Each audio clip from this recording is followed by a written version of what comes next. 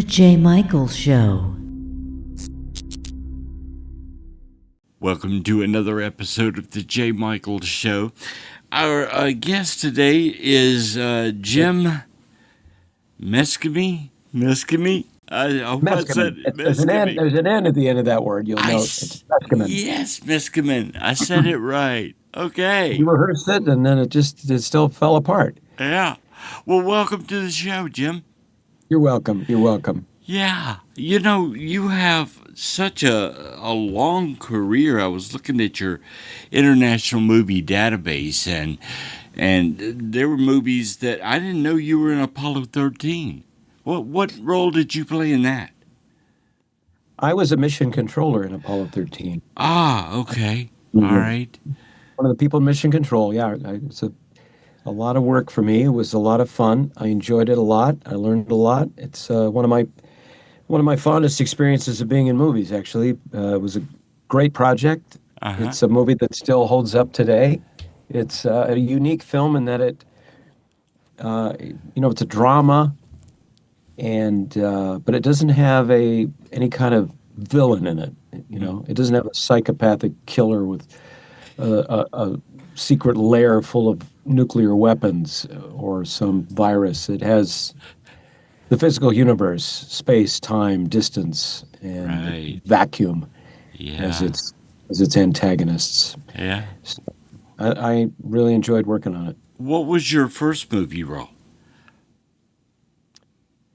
My first movie role was another Ron Howard film, and it was called The Paper, and that was with Michael Keaton, and I had a nice scene, just one scene in the movie, Uh-huh. with Marissa Tomei, Oscar winner Marissa Tomei. She was the first Oscar winner I ever worked with. I've worked with quite a few Oscar winning actors, probably 15 or 16 at this point in my career, and it was lovely. I was very nervous, even though I'd been in front of the camera a lot doing commercials. Mm-hmm. Lots and lots and lots of commercials, lots of crews, lots of makeup and hair, and lots of sets and lights and stuff. But somehow being in a movie, a story like that, I was so nervous. It was like I'd never done anything before in my life. And I was very cranky and crabby also as a result, just like pestered, Mm-hmm. like you get sometimes. And when I'm irritated, I get kind of sharp with people. Ah. And I was just beside myself. But then it all smoothed out, and by the end of it, it was a really great experience. And Ron wrote me a really nice letter afterwards. Director Ron Howard said, it was tough dropping in there to just do one little scene in a movie, but it wasn't too tough for you, Buckaroo. Something like that. And it was a nice little letter, which I cherish. Well, with all of the impressions that you do, I would think that you would be the life at the set. Everything would be funny. Yeah, you'd think that, but I'm not. I'm not Robin Williams. It's also, if you're just a day player, there was a very definite caste system in Hollywood movie making, Mm-hmm. and probably movie making all over the world. It's probably even worse in Bollywood, where they have an actual caste system going on there. But there's a caste system where it's like, if you're like the guy who's only going to be there for 6 or 8 hours, you don't feel necessarily comfortable dragging everybody's attention and getting in people's way, because it's a busy. You've been on sets before, I'm sure. It's a busy environment. Everybody has their job. A lot of the allure and the magic of that has worn off for a lot of people. Yeah. And so what people really appreciate is if you know your lines, you do your thing, you come in and you get out of there, and don't waste anybody's time, and don't break anything. So I'm unless I'm very comfortable and I've been on a set for weeks and weeks, and I know everybody's name, and I know what they're like and what their mood is like and what their general emotional level is like, I don't mess around too much and try to command everyone's attention. Yeah. Yeah. I just try to be as professional as I can be, and that so far it's been the right tactic. Well, have you ever been cast in as a series regular in the TV show? I was the star of a show that didn't run for very long, but we had one beautiful, glorious season. That was a show called Impress Me. It was about impressionists. Uh-huh. about it was a comedy based on the life of what is it like to be an impressionist who also wants to be an actor. And myself and Ross Marquand, who is was on the I don't know, about 5 seasons of The Walking Dead, and Hmm. became a very significant fellow, and is a wonderful actor and a wonderful impressionist. He and I helped to develop that show and starred in it, and Uh-huh. it ran on TV and it was on Amazon Prime for a little while, but it's disappeared due to ownership difficulties and who owns this thing anymore now. Certain things have gone bankrupt and so forth. Uh, anyway, that was a great experience, and so yeah, I did 13 episodes of that show. And then I've been a very busy kind of working guest star actor in all kinds of shows. Some very, very popular shows, some marginal shows. NCIS, Friends, SWAT, um, Yeah. Big Bang Theory, just going back to Fresh Prince of Bel-Air, which is the show that I'm most often recognized for out in the world. Hmm. Is Fresh Prince? Yeah, Fresh Prince of Bel-Air. Yeah, I played a teacher. I actually did two roles. The first role is the one that I get recognized for. The second role, nobody really cares about, and I understand. But the first role was a really good role. It was written for me. Hmm. It was a teacher, Will's Western philosophy teacher, Will Wow. Smith's Western philosophy teacher, and I did impressions, Hmm. and was a very inspirational kind of character, kind of based on Robin Williams' Dead Poets Society professor, Right. in a very, you know, primetime kind of way. And I get almost always when I go through security at the airport, I'm recognized for that. Wow. I don't know why there, but just that's a very common place for me to be recognized. If someone says to me, "Are you an actor? Where do I know you from?" I usually say Fresh Prince of Bel-Air. They go, "That's it," because it's been on reruns forever and ever since 1994. Right. So many, many opportunities for somebody to have noticed me there. Well, in the 80s, you were on Whose Line Is It Anyway? And that's one of my favorite shows. How did you get that gig? The Who's Line people, Dan Patterson, the producer, and some others flew to New York to.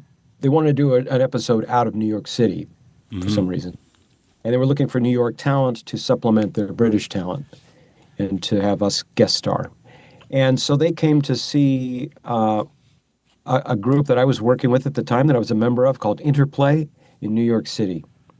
And we had our own theater and our own theater school, and we were quite busy in the improv world. And so they had heard of us and they came to see us. And we did a little private show for them, I think. And they picked me and my friend Christopher Smith out of the group and said, "We would like to work with you guys." And then, yeah, so they shot for a number of days, I think over 2 weekends in like about, I think it was about 1991, actually. So it wasn't really the 80s, but it was Yeah. 1991. It just felt like the 80s still. You know how Yeah. that that saddle period over the decades always feels like the prior one. Right. We hadn't really got into the 90s yet. And I didn't think much of it because, first of all, I was very snooty about improv at that time. And we were doing, in our school, we were doing improvised whole musicals and one act plays and opera and all kinds of stuff with improv Hmm. that wasn't just sketchy little things that were kind of small and rudimentary. We were way beyond that, we thought, you know. So when they were proposing, hey, why don't you do a funny country western song and just make sure all the words rhyme. We were like, yeah, okay, this is like falling off a log for us. Okay. Yeah. You don't have anything more challenging than that. Yeah, you take this plastic thing and how many things could this be? You're like, all right, this is like using an atom bomb to open up a walnut. And then, and also we had no reality, particularly on the show. The show was a British show. It wasn't airing in the United States. Yeah. We'd seen like a VHS copy and went, oh, okay, that's that show. And all right, we'll be on it. And it didn't pay very well. I mean, Oh, there was yeah. not a lot attractive about it, but it was fairly fun. It was entertaining. We got to perform in front of an audience. And then And then it aired in England. We never heard about it. Never heard. Nobody said anything about it. And it was years later when it began to go into rotation on the rerun cycle and appear on cable TV Mhm. that people started saying, "Hey, I saw you on that show." Like, you did? What show? What is it again? What was it called? And it ran. It's run. It's probably running now somewhere. I mean, It it just is. runs over and over again. And I think about 20 years later, I got a little check or residual from it. But it turned into, of course, a big phenomenon. Whose Line Is It Anyway became its own franchise. The guys I know that have been on the later shows, with the Drew Carey shows, and continue to tour around the world doing improv. So, I say all more power to them. For me, it was kind of like just another strange opportunity, Yeah. and I like looking at them. The little things we did, I think some of them are quite funny. They're on YouTube, and Yeah. one I did with with Ryan Stiles Yeah. that I thought was I still makes me laugh a lot because I had to do the one where I put my arms through his arms and my arms are basically his arms in the scene, and so we're interacting with Christopher, and I'm pretending to be his Ryan's arms, and he's a dentist, and Ryan and I melded so perfectly that we anticipate one another, and it is the illusion of a person with one set of arms is just phenomenal. It's very funny. Uh, The only thing is, I threw my shoulder out so badly doing it because I was trying to get up to. He's much taller than I am. yeah. Getting my arms up to. I was so concerned with creating this illusion that I I threw out my shoulder, Oh, and wow. it was very painful. But I'm proud that I wrote it out, and you can see it on YouTube now. It's called Helping Hands, Uh-huh. and it's freaking funny. It's freaking funny. So, coming up with just off the bat something funny, do you find that easy to do? Well, funny is an interesting topic because Mhm. I do find it fairly easy. I don't. Well, I'll put it this way: I'm not a hilarious stand-up comic. I don't have that kind of career, and I've never really done a lot of stand-up comedy. It's a very particular practice. Mhm. It's showing up and doing the same routines every night, and going to different places, and kind of gauging the response, and tailoring your routine, and building a solid 5 minutes. And I understand the procedure, and I respect it. It's just not my lifestyle. It never has been. I'm not that driven to do it. The guys that are driven to do it, the Seinfelds, these guys, Uh-huh. God bless them. They're amazing. I really admire them. It's just not me. But I do like to make people laugh. I do like to let them have a nice, fun, humorous time. Uh-huh. And I know from improv that if you just create things spontaneously and go down little alleyways and agree with things that maybe shouldn't be agreed with and do other little tricks that improvers know, you will create humor. Mhm. It will happen. It's nothing to worry about. It will come. And it's just like, I think, if you had a big bucket of milk and you just had a stick, like, I think I can make cheese. It's going to happen. I don't need a big churn, Yeah. professional looking IKEA thing. No, I just give me a popsicle stick. I can do it. It'll take time. And that's how I feel about humor. So, like every day, you might have seen, I have on my YouTube channel, I have a celebrity fortune cookie. Uh-huh. Uh, Maybe you haven't, but it's where I spin a wheel and I've got celebrity names and I take a fortune Right. cookie out of a bowl and I read the fortune in the voice of whatever comes up on the wheel. It might be Tommy Lee Jones, and I'll read Uh-huh. that fortune. Turns out, uh, you without even realizing it, you are about to stumble into some great wealth. So, Uh-huh. you know, keep stumbling around, I guess is the point. That would be the fortune I would say. Keep stumbling around. Right. Or Patrick Stewart, whoever it happens to be. And there's always some little bit of nugget of humor that comes out of it. If for nothing else, the fact that Patrick Stewart probably wouldn't bother himself reciting aloud a fortune from a fortune cookie. You see? Have you ever actually met a celebrity and then did them in front of the celebrity to the celebrity? Ron Howard, my friend Ron Howard, who I mentioned has hired me a couple of times. Uh-huh. He has heard me do my Ron Howard impression. I did not intend to do it for him, but he happened to be there at a show when I was doing it, and then he heard me do it at a. I got hired to do. It's a strange job. As a Uh-huh. voiceover guy, you get these assignments. You're like, and they say, "Can you do Ron Howard's voice?" I went, "Yeah, I can. I can do a pretty passable Ron Howard." And they're good because come in and we'll hire you. And come in and do. And I read, and it was like a speech talking about. Well, when I started Imagine Entertainment with Brian Grazer, we had the vision of creating content and entertainment for people that was uplifting and educational and exciting. Mhm. And I'm reading it, I'm like, "What's this for?" And they said, "Well, it's a tribute to Ron Howard." I went, Uh-huh. "Well, is he going to be there?" And they went, "Yeah, yeah, oh yeah, he's going to be there." I'm like, "Well, shouldn't you have him read this? Isn't he gonna?" And they went, "Oh well, yeah, we don't. Yeah, I don't know what they said, but it was some excuse." I'm like, "All right." So I read the thing as best I could, like Ron Howard. Mhm. Then months and months later, I happened to run into Ron, and I said, "Hey, not for nothing, Ron. Were you at an event like for Imagine? And did you hear this thing?" And he went, "Oh yeah, I did. I did hear that." And I thought, "Oh, I wonder when I recorded that. Did I have a cold?" So Yeah. that's my story about that. And then one time I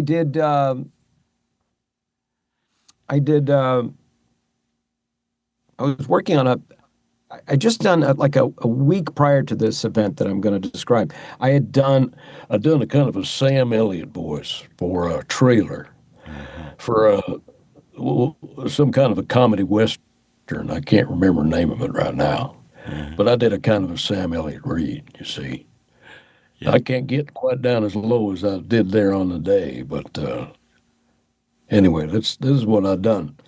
And then about a week after that, or I happened to be in another recording studio doing a video game or something, and I turned the corner, and there was Sam Elliott sitting there. And I was so surprised Yeah. that I went against my long held policy of not doing an impression for the celebrity Right. of themselves, because I know that it's you're not going to win. Yeah. You cannot win with that, and it doesn't make them feel good. It gives you a lose. There's just no plus side to it. Yeah. So I saw Sam Elliott. And I went, oh, Sam Elliott. First of all, I admire him a lot, so I was a little bit more than a little starstruck, Yeah. and wanting to, like when it is with celebrities that you have been admiring for a long time, you've been absorbing their performances for years. When you see them again, there's this instant kind of impulse to give them back some portion of what they've given to you, Mhm. and it doesn't fit through the aperture. You can't quite.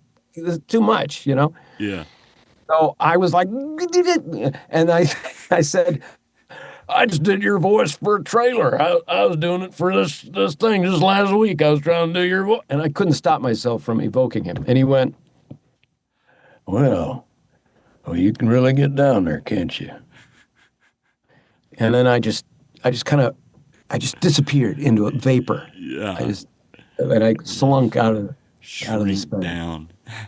Yeah. So now I try to prepare myself when I go to a studio. If I go somewhere a celebrity might be, I'm gonna go, okay, chill out, just be cool. You don't need to do their voice. They do their voice just fine. Yeah. But I see other impressionists that go to like red carpets and stuff, and they do the celebrity for the celebrity, and the celebrity seems delighted by it. So it depends on the kind of thing. If it's a private thing, I don't think there's any way to win. If it's a performance thing where you're in front of a bunch of people and everybody gets to enjoy it, Mhm. then I think it's okay. So it's a funny thing.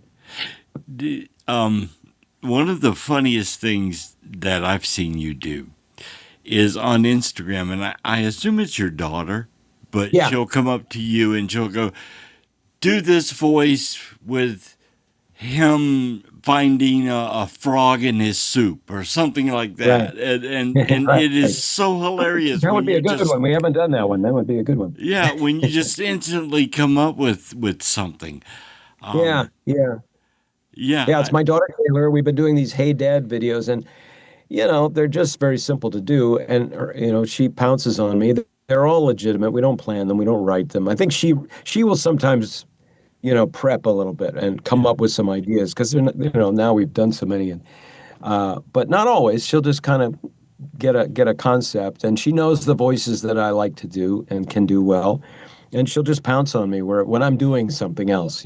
Right. And the only the only time I've said, "Hey, no, let's not," is when I'm eating. It's like, let's not do what I'm eating. But any other time is fair game.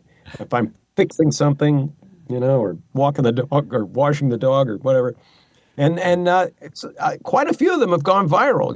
Millions of views for these things that take just. And I love to just create on the spot. I love to be challenged. Go ahead, throw me a challenge. Okay, well, look, George W. Bush Yeah, finds a frog in his soup. I'll tell you what. This is some of that French escargot, isn't it? That French sushi. This is you always. I tell you what. We used to have these frogs in Crawford, and if I'd known they were as tasty, I would have put a lot of them in the deep freeze. Yes, indeed. Yeah. Christopher Walken getting on an airplane that looks like it's kind of shoddy. It's not going to fly well. It's my understanding that you shouldn't be able to see air between the seams of the panels.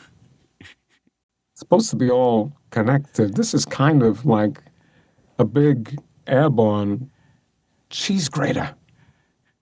I don't feel secure. I'd rather be on a hot air balloon or a zeppelin. That was good. That was hilarious. Sir Patrick Stewart um, in a bathhouse. In a bathhouse. Yeah. Is this it? Is this you taken? I tell you, it's wonderful at the end of a long day to just sit and steam. I hope you don't mind. I've brought along some broccoli. I thought I'd just sit here and steam myself and steam my dinner at the same time. You don't mind, do you? I'll even share. Oh man, those are hilarious, and to me, I mean, it's amazing how you can just take something and run with it, and come up with something innovative and funny right on the spot. I couldn't do that if I absolutely had Oh, to. you could if you practiced. You could absolutely, Jay. You could do it. I mean, I've just had tons of practice. I've been in front of audiences for years and years where it's sink or swim. Yeah. And the funny thing about it is the improvisers learn this too. I think is that the audience is very forgiving. We're not. It's not like stand-up comedy where people feel sometimes compelled to heckle certain performers, and that's I think that gets created by certain kinds of comics that deal with a little more antagonistic sense of humor. Improvisers, theater people, the audience actually wants you to create. They want you, I think, to show them or to remind them that creativity is possible, Hmm.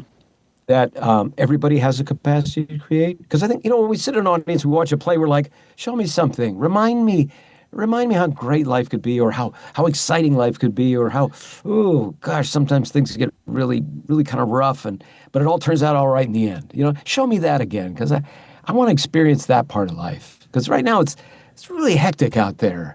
I just want to sit with a bunch of nice strangers and see some. And I want the actors to be great. I really do. If they're not great, I'm gonna be quietly disappointed. I won't throw vegetables, but unless they're handy.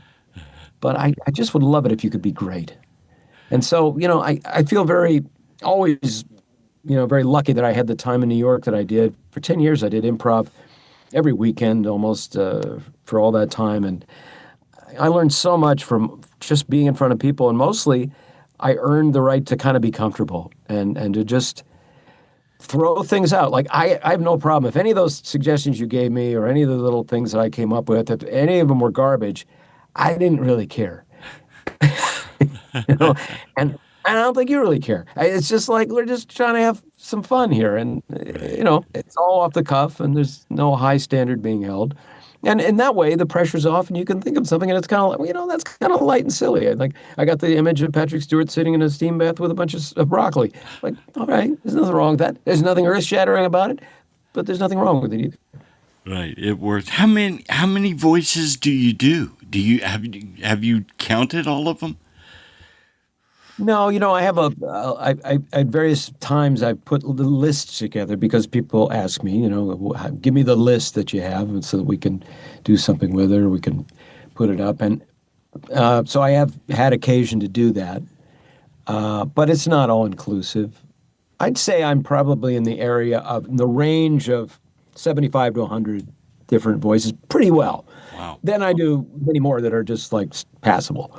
But I have like maybe a 15 or 20 that are really, really good that people constantly comment are amazing.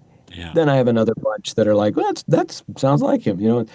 So there's all kinds of degrees. Every performer has his own set of equipment. So every impressionist has a different vocal range, different background, and different abilities. And I've worked very hard, and I need to work harder. But I worked very hard on mastering different dialects. The Scottish accent, for example, is one that a lot of guys won't even muck with because it's a bit tricky. Or Australian too. There's another one down under. Those guys down there in Sydney and so forth. I've worked very hard, and I've visited down there too, so that's helped out. And the Irish accent, well, I mean, there's a lot of guys that can't tell the difference between these different sectors of the British Isles. And then the British, just normal British accent. This is the kind of thing that I've worked very hard all my life on, simply because I admire the way that British people speak. I think there's something really, really very compelling about it and very persuasive at the end of the day. So, I've got these sort of strengths that I bring in with my impressions, but I have a kind of a mid-range voice. I don't have a very deep voice. I don't have a super high voice. So that limits me in some ways. So, I've got my pocket of guys that I do passably well. Other guys, great impressionists, they are amazing at doing roles that I can't quite ever get on that wavelength that they do because I don't have the equipment. Do you have a favorite celebrity you love to do? Well, whatever cheers people up, I guess. Like Robin Williams, I think, is one that people always ask for all the time. There's something wonderfully evocative about him. And, we miss him so tremendously. And a lot of people say, "Oh, you brought him back. You brought him back to life." I wish I could. Yeah. But yeah, I mean, I've been doing that for the Disney people for some time. I've been doing the Blue Genie character. I was doing that even when Robin was alive, and for different kind of video games and kids' toys and ice capades, things like that, cruise ship shows, Yeah. all sorts of different things. And that's one that generally people like a lot. Well, Robin Williams was very animated. He would run around the stage. So when you do Robin, are you very animated like that too?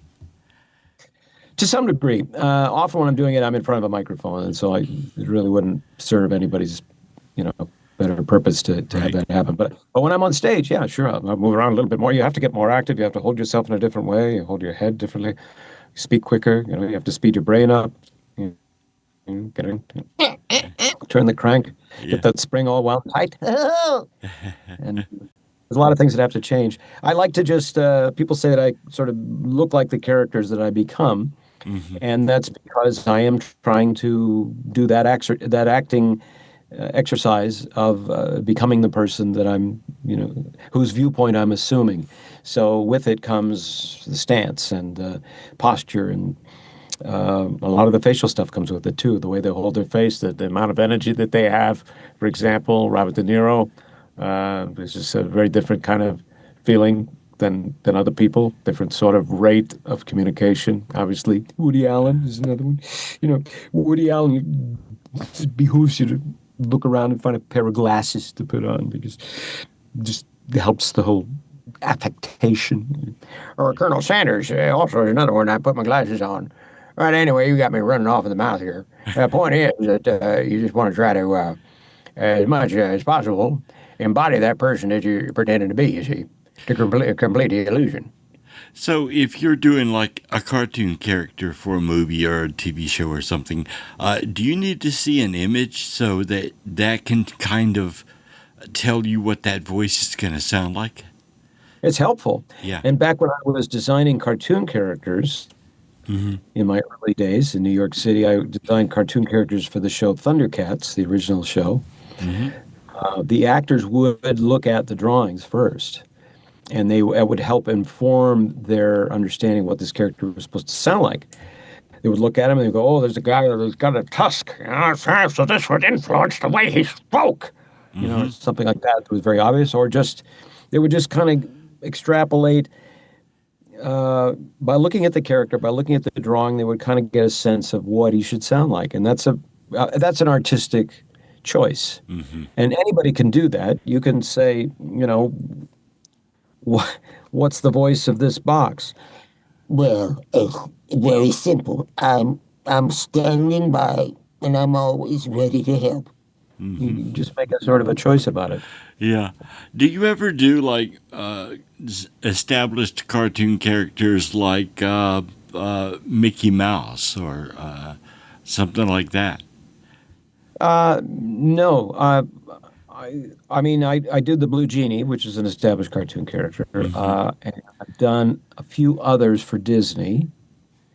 So I have done some, but some of the more famous ones, no, I haven't done that really, not professionally. They're that's a very interesting process that Disney every now and then, either by choice or by need, has to find a replacement for some of their legacy, what they call their legacy characters. Hmm. Not too long ago, the guy that did Mickey and the lady that did Minnie passed away, Hmm. and not in the same moment, thank goodness. And they had to find, younger people that could evoke those. And the process that goes in finding and qualifying those people and choosing amongst what must have been thousands of nominations or Yeah. people that were trying to get the job. I'm not privy to. I have no idea what that entails. Like I would only think you'd have to have a sense of, well, does this sound right? Does this capture the feeling? Does this person, and the personality that we know of this person, does it integrate well with what our needs are and Right. how many social media followers they have? I mean, there's a lot of things that must go into it at this point. But so I did like some things for I did Jiminy Cricket for some early pre-visualization stuff for the latest Pinocchio movie, the one with Tom Hanks. Hmm. And I did another character. I did the fox in that show also. But those were just scratch tracks, and then they later went out and had celebrities do them. So often these days they'll just stick a celebrity in who may or may not sound particularly like that original character, but will help bring some value to the project, or so they hope. Have you ever done a television show, and you came on to be on that episode, and was required to do an impression, Well, yeah.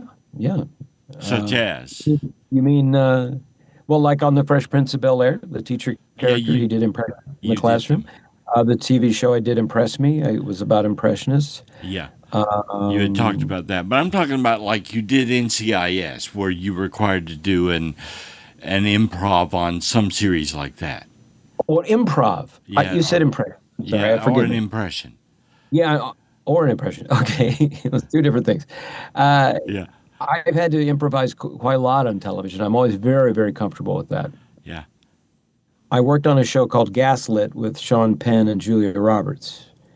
And part of my contribution to the show, one of the episodes was that I had to do a scene with Sean Penn where we were out on a golf course. He was portraying John Mitchell, and I was portraying a senator named Senator James Gurney. And I'd never worked with Sean before, but I found out that he likes to improvise, and I was like, great, that's fantastic. So we played kind of loose with the script. We covered the script, I think, and then the director Mark Ross said, do whatever you want to do on this next one.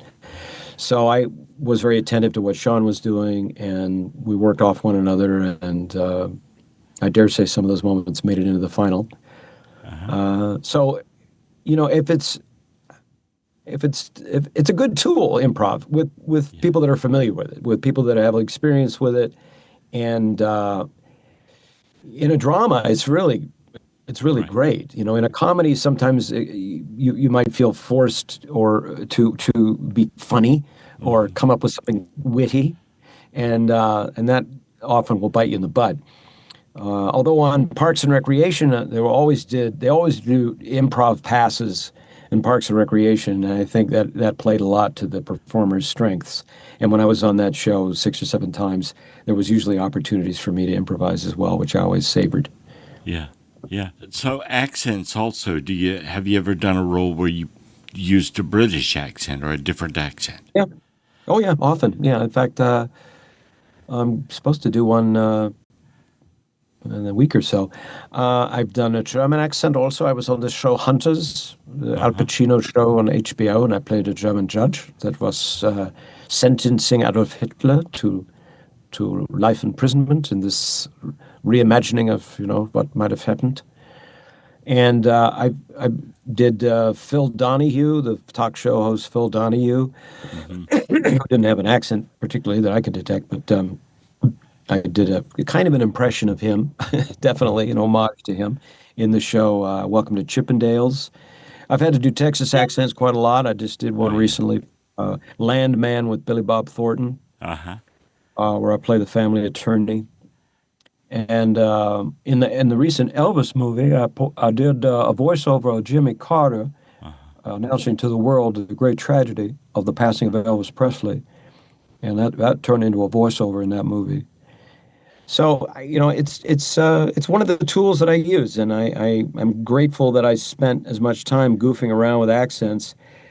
This is stuff I learned from my mom, who was an actress and who always used to do accents and was very good at them and demonstrated how much fun it was. So Yeah. I early on I got interested. Do you find that there's a difference between, say, a Texas accent and then just a Southern accent? Well, yeah, I mean there's different accents in Texas too. Yeah. In the farther south you go, you get into areas that sound very, very southern indeed, and then you get down to Florida and they sound like some guy's going to talk like this. Uh-huh. And then up in Kentucky and then Tennessee, and I'm not terribly versed in all of them, but I know that there's some pretty big differences, and people that have a really sharp ear could go, "Oh, yeah, you're from West Texas, aren't you?" Yeah. You know. So it's a wonderful study, and some people I know have really, really hunkered down and learned it. I I'm not as I'm a little bit fudgy on it all. I'm a little imprecise, but I have my areas that I'm interested in, and if I have to zone in, I have a good ear. And I've worked with professional dialect coaches before in the past for different assignments. I had to play the Irish actor Chris O'Dowd, who was in Bridesmaids, was in a show that I was in, a series called The Big Door Prize Mm. on. I can't remember, it was on what Apple TV. That was Oh, it. yeah. They're dead to me. They canceled our show. But after 2 seasons, I worked as playing the father of Chris O'Dowd, Hmm. and Chris O'Dowd has a very particular kind of Irish accent. Hmm. So I had a pretty fair idea of what I wanted to try to do, but what I say, the production company, they put me in touch with a dialect coach, which was to me a great extravagance, but also a real opportunity. Hmm. And I worked with this coach a little bit. We spent some time together and discussed the various vowel sounds and things and the way that Chris O'Dowd would pronounce things. It might be a little different from other Irish people. And anyway, worked on that until I felt very, very comfortable. And yeah, it's a really I'm really into the human voice. I'm into all the things that a voice can do. I like to coach people myself. Hmm. I've got an online course in it and all kinds of things. I just think it's cool, and it's like for me, it's my musical instrument. I don't play any instruments except for ukulele a little bit, Yeah. and so for me to be able to make sounds with this thing is the way I like to have fun. A lot of people think that Matthew McConaughey, that's the Texas sound. Can you do Matthew McConaughey? Well, yeah, and I worked with Matthew McConaughey one time on another Ron Howard film, as it happens. Yeah. Has a film way back. It's called Ed TV. Now he does have absolutely got a Texas accent. And I know he likes to really lean into it, I guess. Yeah. But that's a particular kind of Texas accent. It's not everybody's Texas accent, but he sounds a lot. Woody Harrelson's also got a similar kind of accent. I think the two of them they work together a lot. I think there's a little bit of slop over there. I think they both have similar kind of background or whatever. Yeah. And my father came from Texas, and I've spent a significant time in Texas working on commercials. I used to be a spokesman for a company called Skaggs Alpha Beta. I know they had stores in Waco where you are too. Ah, Back in the 80s and early 90s. I did it for about 5 years. And I interviewed people in the stores. I was the Skaggs man. And it was my first really great big commercial account. And it really changed my life. But I spent lots of time with Texas people. Lovely people. Yeah. I always got along great with them. And but my father grew up in Texas, no accent. huh. And now he might have had a little one, but barely anything. And certainly not typical of people growing up in Big Spring, Texas, West Texas, where he grew up. I'm sure people out there in West Texas probably had a much stronger accent than my father did. But he didn't have hardly none at all, you know. Wow. My a very soft Texas accents. You would never know. And I think it was because he was an actor himself, and he was very interested in Shakespeare, and he was interested in poetry, and I think he just kind of neutralized it. Yeah, in my career, I started out in radio in Mississippi, and one of the things that I worked very hard on was getting rid of that sound like you from South Mississippi, and try to get my voice where I sounded neutral, and that is Right. actually not easy to do. It takes a while I can't imagine it is. I Yeah. can't imagine it. to get Yeah. rid of an accent. Let's shift gears Especially here. because it gets so comfortable that you talk a certain way, and then your muscles are all aligned to creating those particular sounds, and then someone wants you to talk different. It's like, whoa, what are you trying to do to me? Yeah, yeah. It's like, who do you think you are? You don't live around here anymore. We're going to shift gears a little. You are also a realist oil painter, and you have done exhibits. I'd like you to tell me about your painting and how you approach that. Well, at this point, your audience is probably getting a lot of Jim Meskimen fatigue. Let me say this. My first careers were in the visual arts. Mm-hmm. And I was a cartoonist. I learned to be a painter. I studied fine art and lived in Spain and worked very hard at it. And then I got to a certain point in my early 20s where I was very, I reached a kind of a crossroads. And it's a long story, which I won't tell here. But I decided, my heart lies more in performance. Right. So I continued to work as an artist to subsidize my staying in New York City to become an actor. And that's because I knew I could make a living as a cartoonist or as an illustrator. I hoped I could, and as it turned out, I could. And I never forgot how to paint. Mm-hmm. Because I worked so hard at it. It's like, I know how to paint. It's the technique of it and the mastery of all those skills I still kind of have. Sometimes I have to warm them up a little bit. But so today I don't earn a living as a painter. I don't really exhibit much. I have exhibited in my life, and it's not currently my main focus. But I do have paintings that I've been working on for quite a while. There are paintings that I've done in people's homes, and if I have the better part of a day totally free and no responsibilities and nobody asking me to do anything, I might just paint something because I enjoy it. Right. But it's been a choice I've had to make, and I did it mostly because I wanted to support my family. And although I learned how to paint, I never really learned how to make a living at it, and Right. that's a whole other thing. Yeah. So, do you prefer theater, television, or movies? Which one would you rather be on? I I guess right now I would say, to be very honest, I'm trying to get television is in a kind of a golden age as far as the writing is concerned Hmm. and the quality.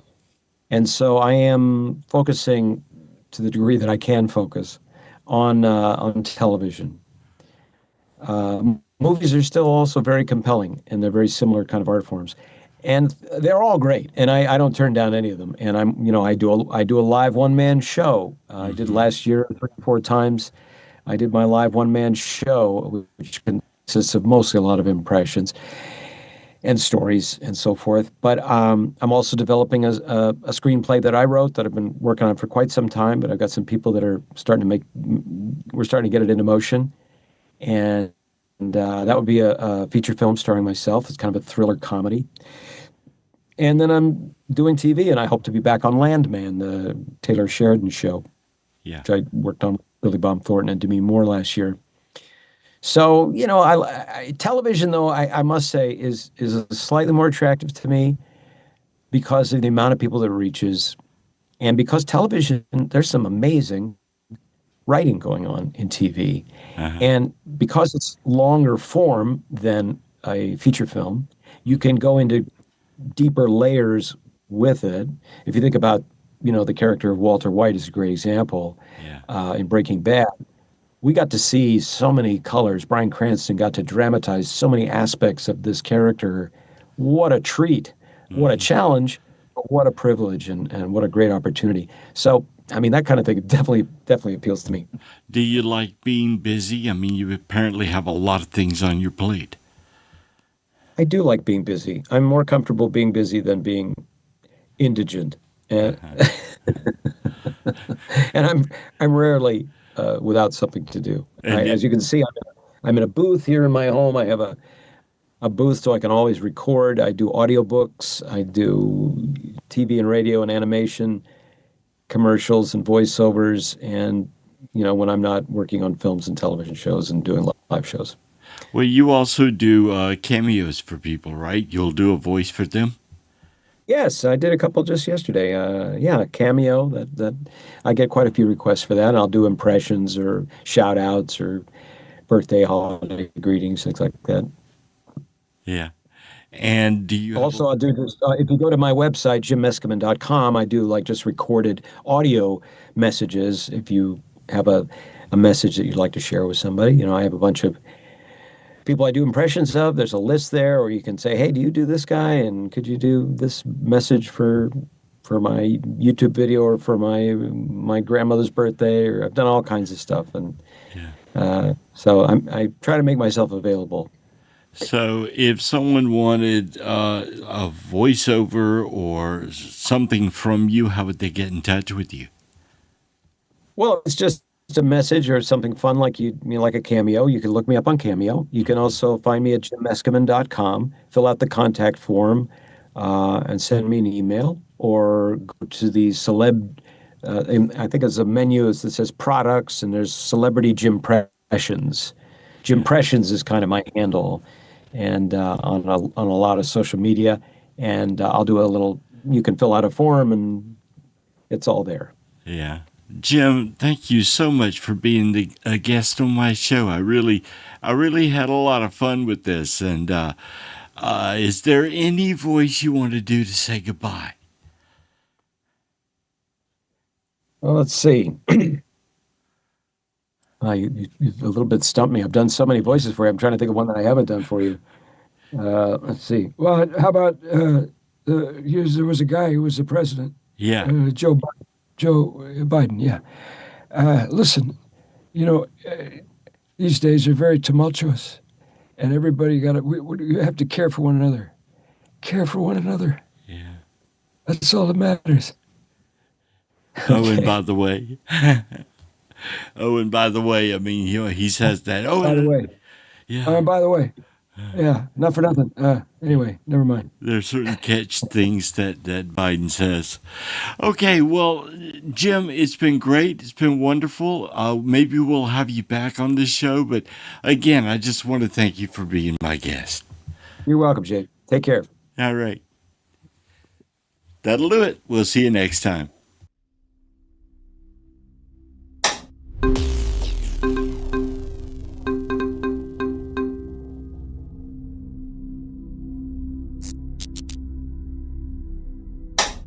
Goodbye.